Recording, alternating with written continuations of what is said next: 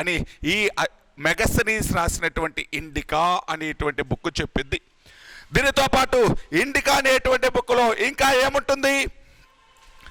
బానిస వ్యవస్థ లేదు, స్లేవరీ సిస్టమ్ లేదు, ఈ రాజ్యంలో కరువు కాటకాలు ఫెమైన్స్ అనేటువంటివి రాలేదు. దానితో పాటు సమాజంలో 7 కులాల వాళ్ళు ఉన్నారు, 7 క్యాస్ట్ పీపుల్, 7 వర్ణాస్ పీపుల్ ఉన్నారు, 7 కులాల వాళ్ళు ఉన్నారు. దానితో పాటు అంటే ఎటువంటి దొంగతనాలు అనేటువంటివి జరగటం లేదు, రాజ్యంలో ఎటువంటి దొంగతనాలు అనేటువంటివి జరగటం లేదు అని చెప్పాడు ఈ మెగస్తనీస్. ఏ బుక్లో అంటే ఇండికా. ఈ ఇండికా అనేటువంటి బుక్ని ఇంగ్లీష్లోకి ట్రాన్స్లేట్ చేసింది క్రిండిల్ అనేటువంటి వ్యక్తి.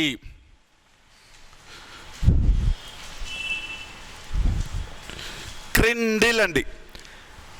ఒరిజినల్గా ఏ లాంగ్వేజ్లో ఉంది? గ్రీకు నుంచి ఇంగ్లీష్లోకి ట్రాన్స్లేట్ చేసింది ఎవరు అంటే క్రిండిల్ అనేటువంటి వ్యక్తి. క్రిండిల్ అండి, ఇక్కడ రాశాను చూడండి, క్రిండిల్. ఓకేనా? సరే, మెగస్తనీస్ రాసినటువంటి ఇండికాతో పాటు ఇంకా కొంతమంది గ్రీకు ఆథర్స్ అనేటువంటి వాళ్ళు ఎవరని చెప్పాను? వాళ్ళు Strabo, Plutarch, Justin, Strabo, Plutarch, Justin, Deimachus, ఇటువంటి వాళ్ళ యొక్క రచనల వలన అంటే స్ట్రాబో, ప్లూటార్క్, జస్టిన్, డైమకస్ మొదలైనటువంటి గ్రీకు ఆథర్స్ వలన వాళ్ళు రాసినటువంటి బుక్స్ ద్వారా కూడా ఈ మౌర్యన్స్ గురించి తెలుసుకోవచ్చు. ఈ మౌర్యన్స్ గురించి ఇన్ఫర్మేషన్ అనేటువంటిది ఉంటుంది. దీనితో పాటు భారతదేశానికి విజిట్ చేసినటువంటి బుద్ధిజానికి సంబంధించిన పిలిగ్రిమ్స్ ఉంటారు. బుద్ధిజానికి సంబంధించినటువంటి పిలిగ్రిమ్స్ ఎవరు అంటే వాళ్ళు పాహ్యాను, హుయాన్సాంగు, ఇచ్చింగ్. పాహ్యాను, హుయాన్సాంగు, ఇచ్చింగ్ అనేటువంటి వాళ్ళు. పాహ్యాన్ అనేటువంటి వ్యక్తి ఎవరి కాలంలో వచ్చాడు? చంద్రగుప్త II కాలంలో వచ్చాడు. 399 నుంచి 414 మధ్య కాలంలో ఉన్నాడు. మరి ఈ పాహ్యాన్ రాసినటువంటి బుక్ ఏంటి? ఫుకువోకి అనేటువంటిది. హుయాన్సాంగ్ అనేటువంటి వ్యక్తిని ఏమని పిలిచాం? ప్రిన్స్ ఆఫ్ ట్రావెలర్స్, అంటే యాత్రికులలో రారాజు. ఆయన రాసినటువంటి బుక్ ఏంటి? సియుకి. 630 నుంచి 644 మధ్యలో ఉన్నాడు హుయాన్సాంగ్. ఈ హుయాన్సాంగ్ ఎవరి కోర్టులో ఉన్నాడు? హర్షుడి యొక్క కోర్టులో ఉన్నాడు. హర్షుడి యొక్క కోర్టులో ఉండి మిగతా అంటే ఇంకా 2 రాజుల యొక్క కోర్టుల్ని వాళ్ళ కాలంలో వాళ్ళ రాజ్యాలను విజిట్ చేశాడు. ఎవరెవరి యొక్క కోర్టులను విజిట్ చేశాడు? బాదామి చాళుక్య రూలర్ అయినటువంటి పులకేసిన్ II యొక్క కోర్టుని విజిట్ చేశాడు. దానితో పాటు పల్లవ రూలర్ అయినటువంటి నరసింహవర్మ I యొక్క కోర్టుని కూడా విజిట్ చేశాడు. ఎవరు అంటే హుయాన్సాంగ్ అనేటువంటి వ్యక్తి. దానితో పాటు ఇచ్చింగ్ అనేటువంటి వ్యక్తి, ఈయన 675 నుంచి 85 మధ్యకాలంలో భారతదేశాన్ని విజిట్ చేశాడు. ఈయన యొక్క రచనలు ఏంటి, ఈయన ఎవరి కోర్టును విజిట్ చేశాడు అనేటువంటి విషయం పైన క్లారిటీ అనేటువంటిది లేదు. ఇలా భారతదేశాన్ని విజిట్ చేసినటువంటి పిలిగ్రిమ్స్ వల్ల, అదేవిధంగా గ్రీకు ఆథర్స్ వల్ల, దానితో పాటు గ్రీకు ఆథర్స్ రాసినటువంటి బుక్స్ వల్ల ఎవరి గురించి తెలుసుకోవచ్చు అంటే ఈ మౌర్య సామ్రాజ్యం గురించి తెలుసుకోవచ్చు. వీటితో పాటు శ్రీలంక దేశానికి సంబంధించినటువంటి బౌద్ధ మత గ్రంథాలు ఉన్నాయి. మహావంశము, దీపవంశము అనేటువంటివి. మహావంశం, దీపవంశం, వంశతపకాశిని ఇవన్నీ కూడా శ్రీలంక దేశానికి సంబంధించినవి. టిబెట్ దేశానికి సంబంధించిన బౌద్ధ మత గ్రంథాలు ఉన్నాయి. దివ్యవదన అనేటువంటిది. దానితో పాటు లామా తారానాథ్ రాసినటువంటి హిస్టరీ ఆఫ్ టిబెట్, లామా తారానాథ్ రాసినటువంటి హిస్టరీ ఆఫ్ టిబెట్, ఇది ఇంగ్లీష్ భాషలో రాసిందండి. హిస్టరీ ఆఫ్ టిబెట్ అనేటువంటిది ఇంగ్లీష్లో రాసింది. ఈ బుక్స్ ద్వారా కూడా మౌర్యన్స్ యొక్క హిస్టరీ గురించి తెలుసుకోవచ్చు, వాళ్ళ యొక్క అడ్మినిస్ట్రేషన్ గురించి తెలుసుకోవచ్చు, వాళ్ళ గురించి ఇన్ఫర్మేషన్ ఉంది ఈ బుక్స్లో. ఇవన్నీ కూడా వాళ్ళ యొక్క చరిత్రకు ఆధారమైనటువంటి లిటరరీ సోర్సెస్ అని చెప్పుకున్నాం.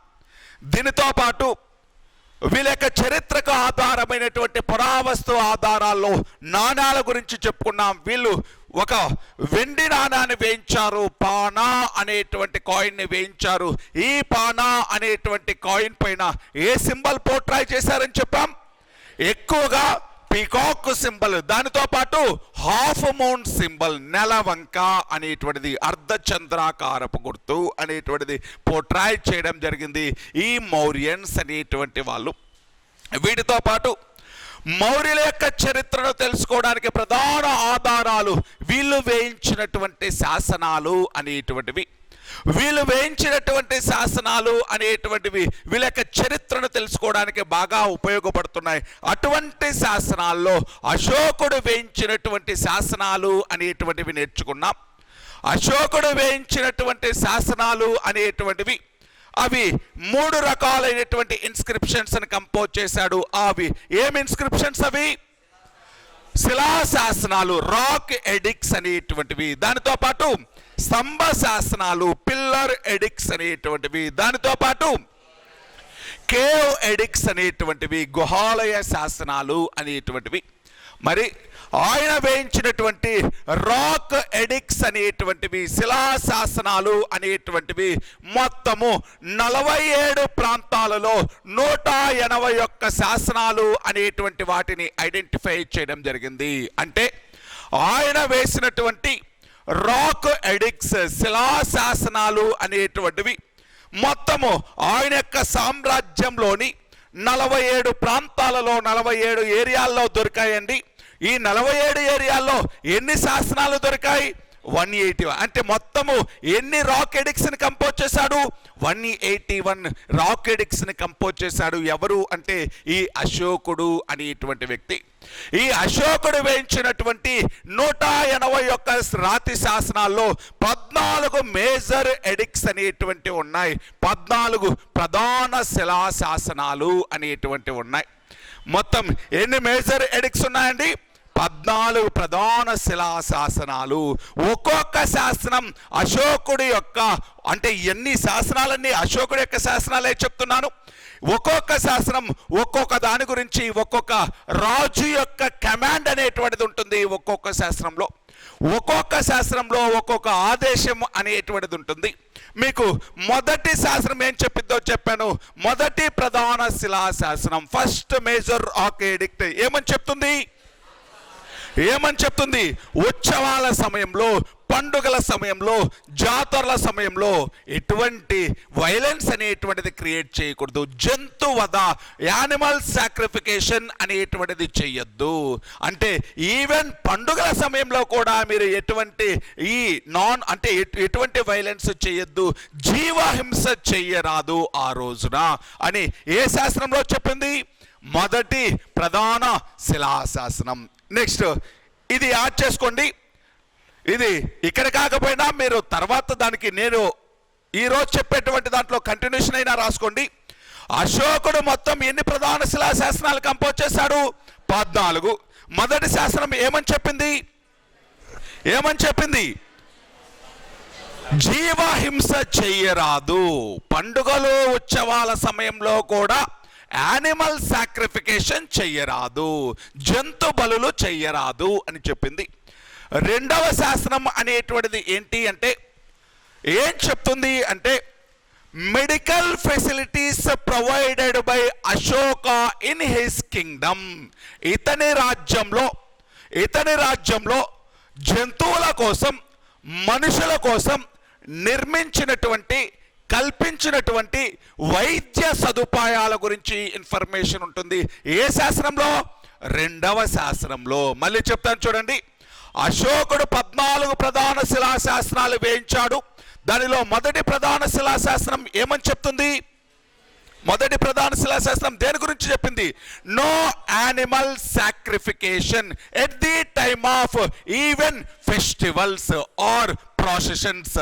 నెక్స్ట్ ఇది రెండవ ప్రధాన శిలాశాసనం ఏమని చెప్తుంది అంటే అశోకుడు తన రాజ్యంలో మనుషుల కోసమే కాదు, జంతువుల కోసం కూడా వెటర్నరీ హాస్పిటల్స్ అండి, ఈవెన్ జంతువుల కోసం కూడా వైద్య సదుపాయాలు కల్పించాడు, హాస్పిటల్ ఫెసిలిటీస్ అనేటువంటివి ప్రొవైడ్ చేశాడు అని ఏ శాస్త్రంలో ఉంటుంది? రెండవ ప్రధాన శిలాశాసనం. ఏ శాస్త్రంలో ఉంటుందండి? రెండవ ప్రధాన శిలాశాసనం. నెక్స్ట్ మూడో శాసనం ఏం చెప్తుందో చూద్దాం. మూడవ ప్రధాన శిలాశాసనం అనేటువంటిది ఏం చెప్తుంది అంటే, మనము ఏ మతాన్ని ఫాలో అయినప్పటికీ రిమైనింగ్ అన్ని రిలీజియన్స్ని రెస్పెక్ట్ ఇవ్వాలి. బ్రాహ్మిన్స్కి, శ్రమణులని రెస్పెక్ట్గా చూడండి, ఈక్వల్ ప్రయారిటీ ఇవ్వండి. అన్ని మతాలకి మతపరమైనటువంటి డిఫరెన్సెస్ అనేటువంటివి చూపించకూడదు. అంటే ఏమని చెప్తుంది అంటే, బ్రాహ్మిన్స్ని, దానితో పాటు శ్రమణులు అంటే ఎవరు? శ్రమణులు అంటే బౌద్ధ మతానికి సంబంధించిన సన్యాసులు. శ్రమణులు అంటే ఎవరండి? బౌద్ధ మతానికి సంబంధించినటువంటి గురూస్ లేకపోతే సన్యాసులు. మీరు ఏ మతాన్ని స్వీకరించినప్పటికీ, ఏ మతాన్ని యాక్సెప్ట్ చేసినప్పటికీ రిమైనింగ్ రిలీజియన్స్ను కూడా రెస్పెక్ట్ ఇవ్వండి, అన్ని మతాలని గౌరవించండి. Give equal respect to all religions.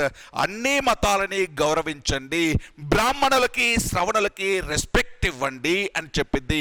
అంటే ఏమని చెప్తుంది అంటే, రిలీజియస్ టాలరెన్స్ గురించి చెప్తుంది. దేని గురించి చెప్తుందండి?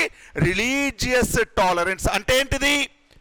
రిలీజియస్ టాలరెన్స్ అంటే మత సహనము, పరమత సహనము, అన్ని మతాలని గౌరవించాలి అనేటువంటి దాని గురించి, బ్రాహ్మణులు, శ్రమణులు అనేటువంటి వాళ్ళని గౌరవించాలి అనేటువంటి దాని గురించి చెప్తుంది.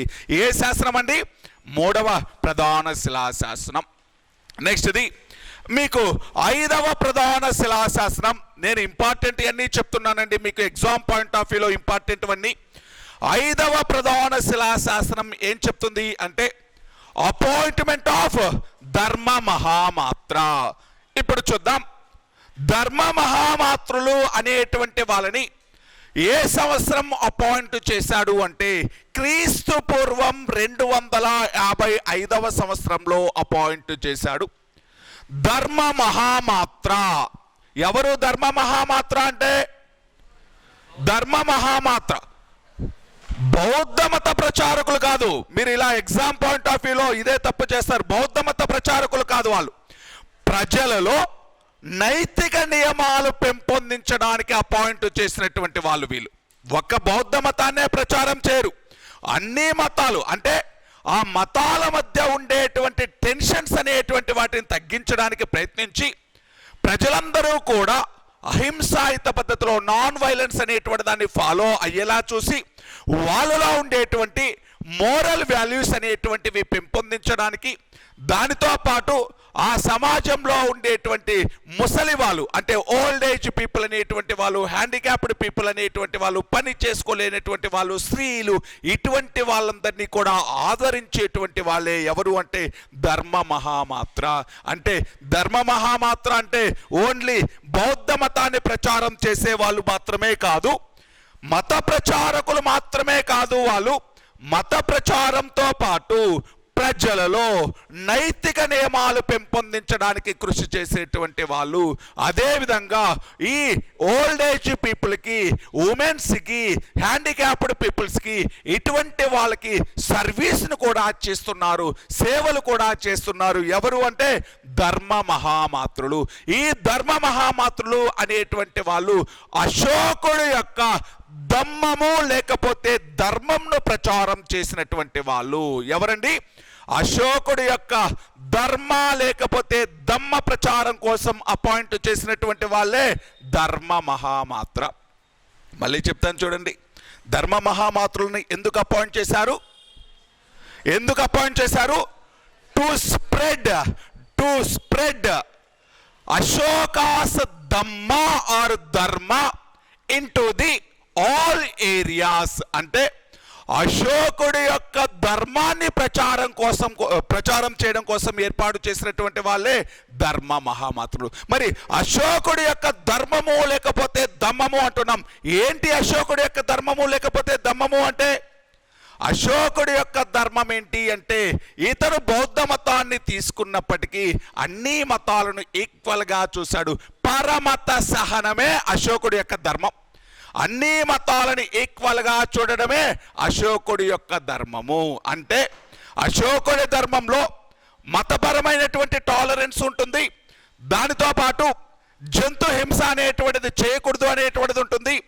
దానితో పాటు ఈ వృద్ధులు, వికలాంగులు, మహిళలు అనేటువంటి వాళ్ళని, అటువంటి వాళ్ళ యొక్క సేవలు చేయాలి అనేటువంటిది ఉంటుంది.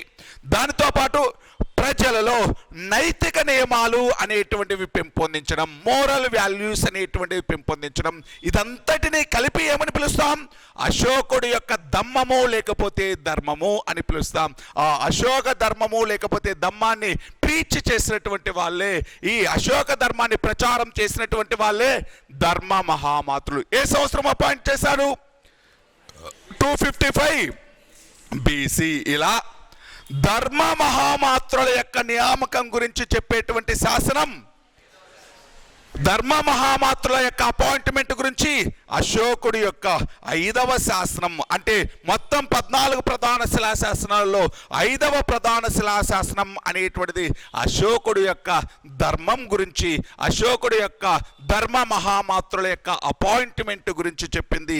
ఏంటి అంటే 5వ ప్రధాన శిలాశాసనం, 5వ ప్రధాన శిలాశాసనం అనేటువంటిది. దానితో పాటు 13వ ప్రధాన శిలాశాసనం అనేటువంటిది, 13వ ప్రధాన శిలాశాసనం అనేటువంటిది ఒకటి కళింగ యుద్ధం గురించి, కళింగ వార్ అనేటువంటి దాని గురించి. కళింగ యుద్ధము అనేటువంటిది క్రీస్తు పూర్వం 261 BCలో జరిగింది. కళింగ యుద్ధము అనేటువంటిది ఏ సంవత్సరం జరిగిందండి? 261 BCలో. ఎగ్జామ్లో డైరెక్ట్ బిట్ అని నిన్న కూడా చెప్పాను. 261. ఏముంటుంది 13వ ప్రధాన శిలాశాసనం అంటే, ఈ శాసనంలో నేను రాజ్యానికి వచ్చినటువంటి 8వ రాజ్యకాలంలో కళింగ యుద్ధం చేశానని, ఈ యుద్ధంలో 1,00,000 మంది చనిపోయారు, ఇంకా 1,50,000 మంది బందీలుగా చిక్కారు, ఇంకా 1,50,000 మంది గాయాలతో ఉండిపోయారు. ఇంతటి రక్తపాతాన్ని, బ్లడ్ షెడ్ని చూసినటువంటి దేవానాం ప్రియుడి యొక్క, ఇంతటి రక్తపాతాన్ని చూసినటువంటి దేవానాం ప్రియుడి యొక్క మనస్సు అనేటువంటిది అంటే ద్రవించిపోయింది. ఇప్పటి నుంచి నేను బేరీ ఘోషను వదిలేసి దమ్మ ఘోషను అడాప్ట్ చేసుకుంటాను. అంటే వార్ఫేర్ను వదిలేసి, యుద్ధాన్ని వదిలేసి ధర్మ మార్గాన్ని ఎంచుకుంటాను అని ఏ శాసనంలో చెప్పాడు? అంటే ఈ 13వ శాసనం అనేటువంటిది, ఈ 13వ శాసనం అనేటువంటిది ఏ ప్రాంతంలో దొరికింది అంటే ఒరిస్సాలోని జౌలి, లేకపోతే దీనిని తౌలి, జౌలి కాదండి, జౌగడ లేకపోతే తౌలి, జౌగడ లేకపోతే తౌలి ప్రాంతము. అశోకుడు యొక్క 13వ ప్రధాన శిలాశాసనం అనేటువంటిది జౌగడ లేకపోతే తౌలి అనేటువంటి ప్రాంతంలో దొరికింది. 13వ ప్రధాన శిలాశాసనం జౌగడ లేకపోతే తౌలి అనేటువంటి ప్రాంతంలో దొరికింది. కళింగ యుద్ధం, ఇది ఒరిస్సా అండి. కళింగ యుద్ధం గురించి ఇన్ఫర్మేషన్ ఇచ్చింది ఈ శాస్త్రంలోనే. 13వ ప్రధాన శిలాశాస్త్రంలోనే కళింగ యుద్ధంతో పాటు it has given information about Andhra's, అంటే సరిహద్దు రాజ్యాల యొక్క రాజుల గురించి కూడా ఇన్ఫర్మేషన్ ఇచ్చింది. It gives information about border rulers who ruled at the time. ఆ రోజులలో ఈ అశోకుడి యొక్క సరిహద్దు రాజ్యాల గురించి, సరిహద్దు రాజుల గురించి ఇన్ఫర్మేషన్ ఇచ్చింది. ఎవరి గురించి ఇన్ఫర్మేషన్ ఇచ్చింది అంటే ఆంధ్రుల గురించి కూడా ఇన్ఫర్మేషన్ ఇచ్చింది 13వ ప్రధాన శిలాశాసనం. ఆ రోజుల్లో అశోకుడి యొక్క రాజ్యానికి సరిహద్దు రాజుల గురించి కూడా ఇన్ఫర్మేషన్ ఇచ్చింది. దీనితో పాటు ఇంకా 13వ ప్రధాన శిలాశాసనం ఏమని ఇన్ఫర్మేషన్ ఇచ్చింది అంటే, తను ఈ బౌద్ధ ప్రచార నిమిత్తం బౌద్ధాన్ని ప్రచారం చేయడం కోసం ఈ ధర్మ మహామాత్రులు అనేటువంటి వాళ్ళని, లేకపోతే ధర్మ మహామాత్రులు బౌద్ధ మత ప్రచారకులని ఎక్కడకు పంపించాను అంటే విదేశాలకు పంపించాను. విదేశాలకు అంటే పర్షియా ప్రాంతానికి, సిరియా ప్రాంతానికి, పర్షియా, సిరియా, గ్రీకు రాజ్యాలకు కూడా నేను ధర్మ మహామాత్రులు లేకపోతే బౌద్ధ మత ప్రచారకులను పంపించాను అని ఏ శాసనంలో ఉంటుంది? 13వ ప్రధాన శిలాశాసనం. అంటే విదేశీ రాజ్యాల యొక్క ప్రస్తావన, అంటే పర్షియన్, సిరియా, గ్రీకు రాజ్యాల యొక్క ఇన్ఫర్మేషన్, దానికి సంబంధించినటువంటి ప్రస్తావన కూడా ఏ శాసనంలో ఉంటుంది? 13వ ప్రధాన శిలాశాసనం. చాలా చాలా ఇంపార్టెంట్ శాసనం అండి. దేని గురించి ఇన్ఫర్మేషన్ ఇచ్చింది? దేని గురించి ఇన్ఫర్మేషన్ ఇచ్చింది? కళింగ యుద్ధం గురించి ఇన్ఫర్మేషన్ ఇచ్చింది. దానితో పాటు బోర్డర్ రూలర్స్ గురించి, సరిహద్దు రాజ్యాల గురించి ఇన్ఫర్మేషన్ ఇచ్చింది. ఆంధ్రుల గురించి, ఆ సరిహద్దు రాజ్యాల్లో ఎవరున్నారు? అశోకుడికి సరిహద్దుగా ఆంధ్రులు ఉన్నారు అనేటువంటి విషయం చెప్పింది. దానితో పాటు విదేశీ రాజులు అంటే విదేశీ రాజ్యాలైనటువంటి గ్రీకు రాజ్యము, సిరియా రాజ్యము, పర్షియా రాజ్యం, ఇటువంటి ప్రాంతాలకు కూడా నేను బౌద్ధ మత ప్రీచర్స్ని పంపించాను అని ఏ శాస్త్రంలో చెప్పుకున్నాడు? 13వ ప్రధాన శిలాశాస్త్రంలో చెప్పుకున్నాడు. దేని గురించి? ఏ శాస్త్రం అండి? 13వ ప్రధాన శిలాశాస్త్రంలో చెప్పుకున్నాడు. ఇవి ప్రధానంగా 14 ప్రధాన శిలాశాసనాలు అనేటువంటివి. మిగతావన్నీ కూడా ఆయన యొక్క మతం గురించి చెప్పేటువంటివే. ఆయనకి బుద్ధిజం పైన ఉండేటువంటి ఇంట్రెస్ట్ని, ఆయన యొక్క మత విధానాన్ని, ఆయన యొక్క మోరల్ వాల్యూస్ గురించి చెప్పేటువంటివే మిగతా అన్ని శాసనాలన్నీ కూడా. 14 ప్రధాన శిలా శాసనాలు అనేటువంటివి బౌద్ధం మతం పైన ఆయనకున్నటువంటి కన్సర్న్ గురించి, బౌద్ధ మతం పైన ఆయనకు ఉండేటువంటి నమ్మకం గురించి తెలియజేస్తున్నాయి ఈ 14 మేజర్ రాక్ ఎడిక్ట్స్ అనేటువంటివి. ఓకేనా? ఎన్ని శాసనాలు వేశాడు? 14 ప్రధాన శిలాశాసనాలు అనేటువంటివి వేశాడు. సరే, ఈ 14 ప్రధాన శిలాశాసనాలతో పాటు ఇంకా చిన్న శాసనాలు అనేటువంటివి, మైనర్ రాక్ ఎడిక్ట్స్ అనేటువంటివి కూడా కంపోజ్ చేశాడు. అటువంటి వాటిలో బబ్రూ శిలాశాసనం, బబ్రూ రాక్ ఎడిక్ట్ అనేటువంటి దాని గురించి నేర్చుకున్నాం. బబ్రూ శిలాశాసనం అనేటువంటిది ప్రజెంట్ ఎక్కడ ఉందని చెప్పాను? కలకత్తా మ్యూజియంలో ఉంది. యాక్చువల్గా బబ్రూ శిలాశాసనం అనేటువంటిది రాజస్థాన్ ప్రాంతంలో ఉండేటువంటిది. రాజస్థాన్